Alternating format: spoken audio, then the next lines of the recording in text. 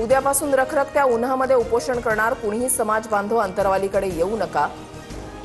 राज्यामध्ये कुठेही उद्रेक किंवा आंदोलन करू नका, जरांगेंचं मराठा समाजाला आवाहन।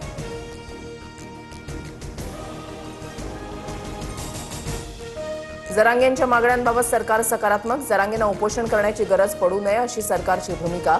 उपमुख्यमंत्री एकनाथ शिंदेंचं वक्तव्य। राधाकृष्ण विखे पाटील आणि प्रसाद लाड आज जरांगेंची भेट घेणार। जरांगेंचं उपोषण म्हणजे प्रसिद्धीचा स्टंट, स्वतःला त्रास करून घेत असल्यास जरांगेंना ताब्यात घ्या, गुणरत्न सदावर्तेंची मागणी। जरांगे भावनिक वातावरण तयार करत असल्याचा आरोप।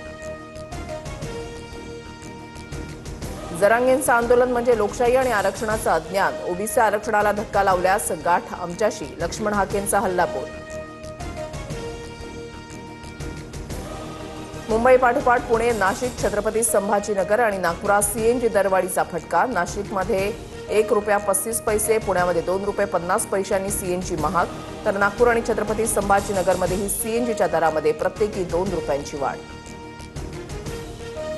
ठाण्यात बहुजन विकास आघाडीची भाजप नेत्यांसोबत खलबतं, विधान परिषदेसाठी राजू पाटील यांचं नाव चर्चेत।